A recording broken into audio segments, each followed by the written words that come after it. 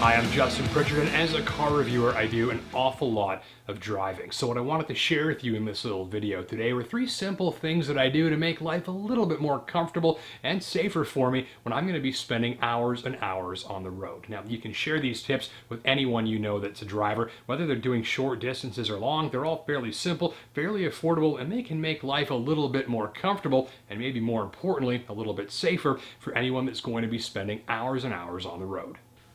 Alright, so first up, be kind to your eyes, and that means a set of these quality driving glasses. Keyword quality. We are not talking about the kind of sunglasses you get for $7 next to the cash register at your local hardware store. Now, I like the Oakleys or the Maui Jims. There's a dozen or more other options out there for you. Polarized lenses are a really good idea in a set of driving glasses, especially if you drive in the winter. They're not necessarily mandatory, but a really good idea because they cut down on unwanted glare off of things like snow or puddles if it's just rained and maybe the sun's come back out.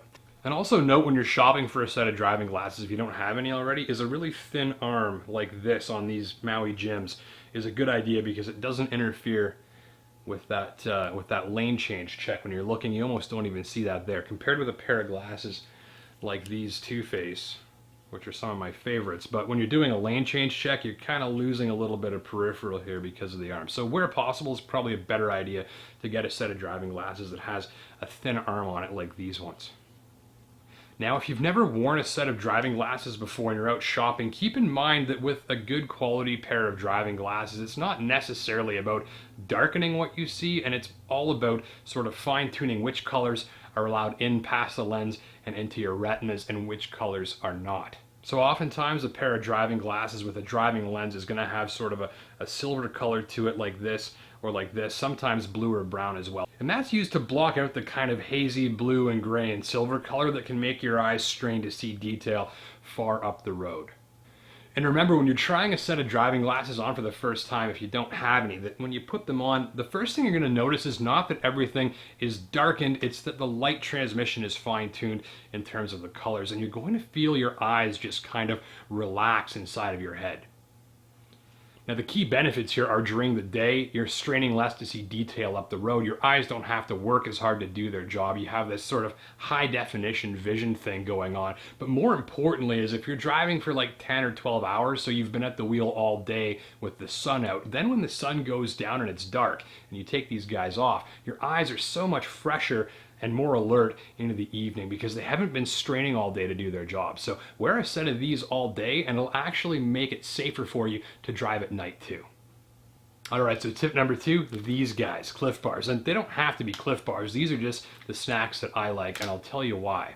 When you eat a chocolate bar or some jujubes while you're driving, what happens is that because they're full of sugar, you get a very sudden spike of blood sugar that kind of boosts your energy level, and then you get a crash and you feel like crap and your alertness and your energy levels go down, and that's not safe because driving requires you to be alert and attentive. So a Cliff Bar has sugar in it, but it also has protein and slower digesting carbohydrates and fiber. That makes it harder for this to digest quickly. So when you eat that chocolate bar, it's just going to kind of go through your system, spike your energy, then you crash. You eat this, and the sugar is sort of dosed out slowly over time. That means your energy levels are going to be more consistent for longer, and you're not going to have that sugar crash after.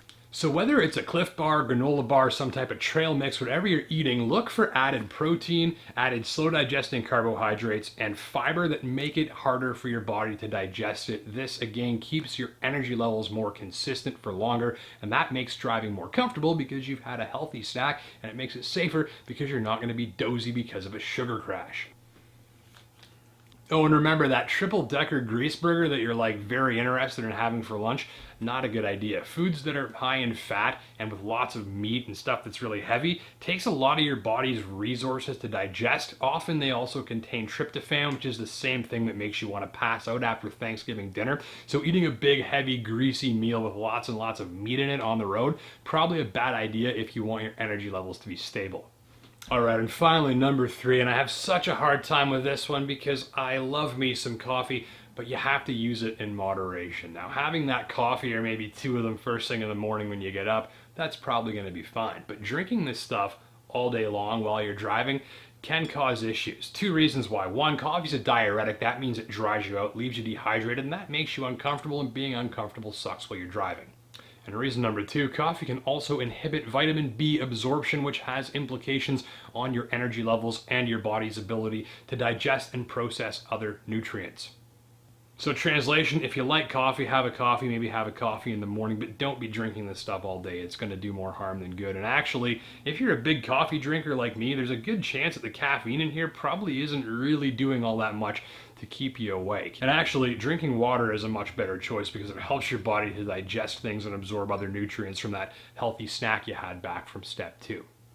Oh, and that talk about coffee and caffeine and using it to sort of keep yourself awake throughout the day also ties into a sort of fourth little bonus point for you, and that is that nothing is a good replacement for a good night's sleep. So don't stay up till 4 o'clock in the morning watching Game of Thrones, then get up 3 hours later and think you're going to be a safe and attentive driver for the next 10 hours of the road while you're slugging back coffee or energy drinks or other stuff with lots of caffeine in it. Not a good idea. All right, so that's it. Now to recap, my 3 simple, effective, affordable tips to make life easier and safer for you on a long trip are: be kind to your eyes, eat healthy snacks, and don't overuse coffee.